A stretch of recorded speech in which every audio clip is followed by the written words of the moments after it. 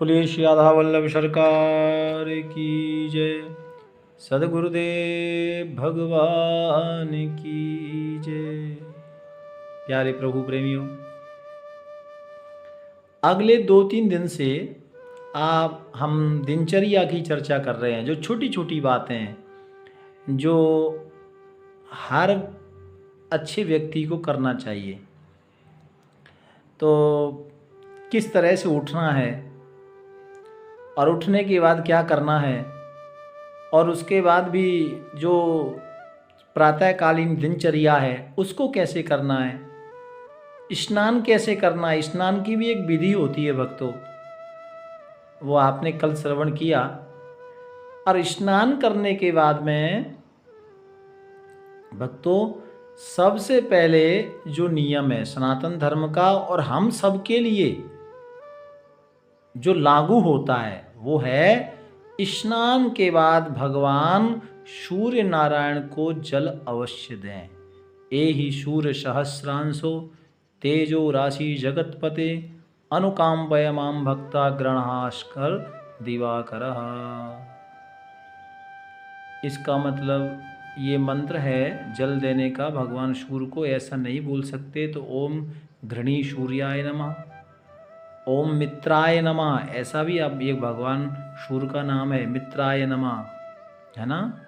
और या ओम नमो नारायणाय नमः ऐसा बोल के भी आप भगवान सूर्य को, या ओम सूर्याय नमः ऐसा बोल के आप 3 बार ऐसे जल से अर्घ दें भक्तों। क्योंकि सूर्य नारायण हमारी जिंदगी के मालिक हैं भक्तों। वेद में, यजुर्वेद में लिखा है तश्चक्षुर्देव हितम पश्येम शरदः। तो जो भी हमारी जो ज्योति है, आँखों की ज्योति और शरीर का जो तेज शक्ति है ना, ये भगवान सूर्य की कृपा है भक्तों। भगवान सूर्य साक्षात देवता हैं। देखो हम किसी और भगवान का साक्षात दर्शन नहीं करते, लेकिन भगवान सूर्य नारायण तो साक्षात नजर आते हैं ना। तो भगवान सूर्यदेव जो हैं वो साक्षात ठाकुर हैं प्रभु।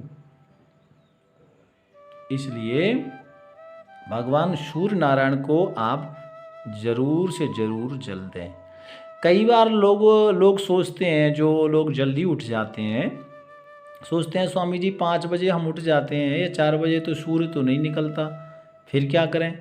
देखो भक्तों, ब्रह्म मुहूर्त यानी 4 बजे के बाद आप कभी भी सूर्य को जल दे सकते हैं, वो लगता है। और उसके लिए मैं पहले बोल चुका हूँ, 4 बजे के बाद कभी भी आप भगवान सूर्य को जल देंगे तो वो भगवान सूर्य को जल प्राप्त होगा। ऐसा नहीं कि सूर्य सामने नज़र मिले तो ही सूर्य को जल लगेगा, ऐसा नहीं है भक्तों। 5 बजे भी आप जल देंगे, वो भी भगवान, जितनी जल्दी आप जल देंगे ना उसका उतना ही बड़ा महत्व है भक्तों। हाँ, इस पर मैं बोल चुका हूँ अगले 2 महीना पहले। तो सूर्य नारायण को जल अवश्य दें स्नान के बाद में। और फिर भक्तों, जो आपका मंदिर है या जहाँ भी आप बैठ सकते हैं तो उसमें बैठें और आसन जरूर लें भक्तों। जब भजन करने के लिए बैठो ना तो आसन जरूर रखना, बिना आसन के नहीं बैठना।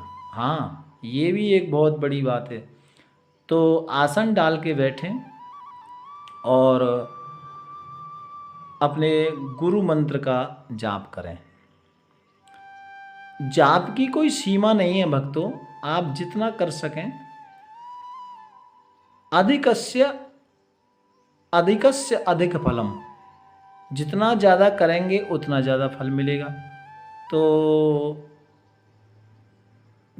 5 माला, 11 माला, 21 माला।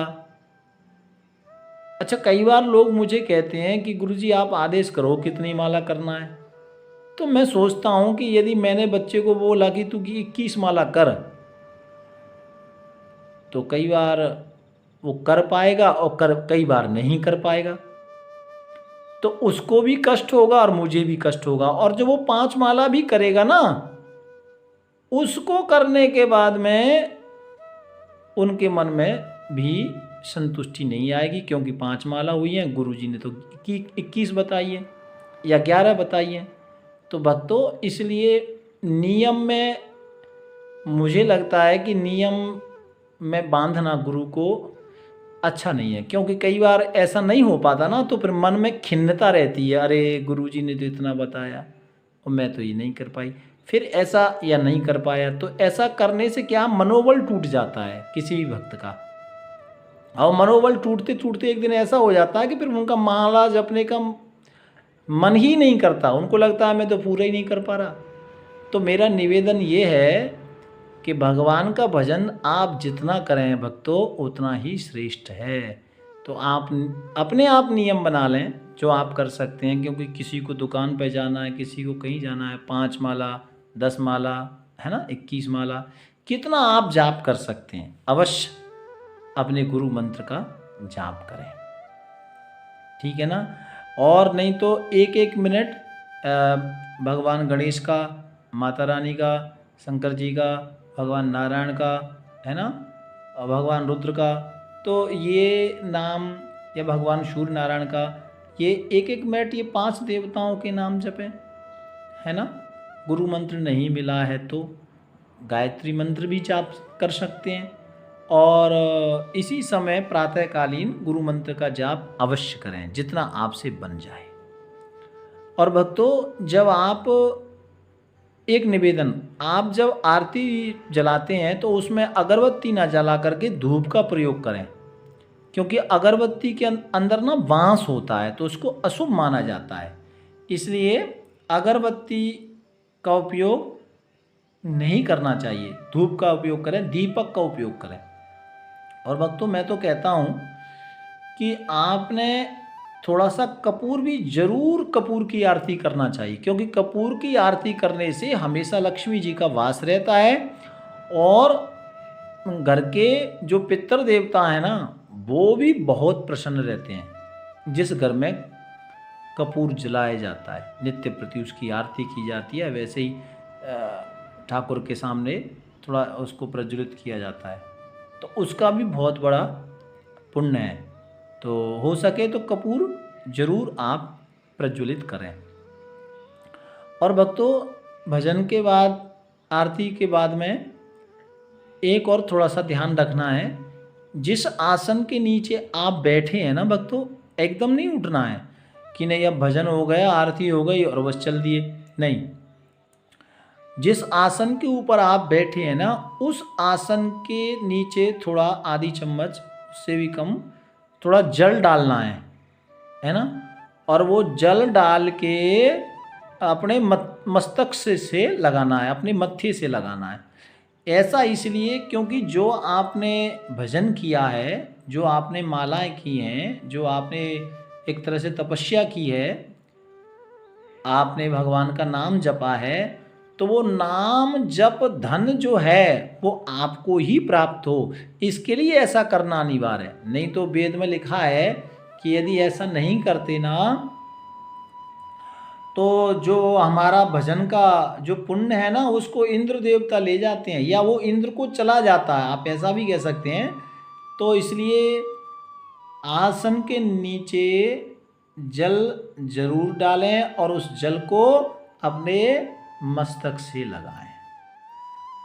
और भक्तों, भगवान से भजन करने के बाद अपने मन की गल्ला भी जरूर किया करो। जो भी आपके मन में बातें हैं ना, देखो, दुनिया से बातें करते हैं, दुनिया से गिला शिकवा करते हैं, दुनिया से अच्छा जो भी है वो सब करते हैं ना, अपनी मन की बात, ये भी एक बहुत विशेष बात मैं आपको बता रहा हूँ, अपने मन की बात ठाकुर को जरूर सुनाया करो। जो भी आपके मन की बात होती है, चाहे वो घर की बात हो, बाहर की बात हो, दुकान की बात हो, कोई लेन देन की बात हो, कोई कष्ट की, या आपके अंदर कोई टेंशन हो, कोई घुटन हो, है ना, कोई भी आपकी ऐसी परेशानी हो, तो आप ठाकुर के सामने जरूर शेयर करें, भगवान को जरूर सुनाएं। आप अपना अच्छी बात भी, बुरी बात भी, जो भी है ना, वो आप ठाकुर को अवश्य सुनाओ, क्योंकि इसका मतलब होता है भगवान के प्रति समर्पण। और अच्छा बुरा कर्म हम, अच्छा भी बुरा भी हम सब ठाकुर को दे रहे हैं, क्योंकि देखो भक्तों, चालाक भगवान के आगे चालाकी करने की जरूरत नहीं, वो तो अंतर्यामी है, सब कुछ जानता है। तो फिर वहाँ चालाकी करने की लोड़ नहीं है प्यारे। वहाँ तो तुम जैसे हो ना वैसे एकदम वैसे ही डायरेक्ट सामने आ जाओ, वहाँ ढोंग ना करो। भगवान कहते हैं कि आप जैसे हैं ना वैसे ही आप आ जाओ मेरी शरण में, मुझे आप प्राप्त कर लोगे। लेकिन उसमें छल छिद्र कपट ये सब नहीं चलेगा।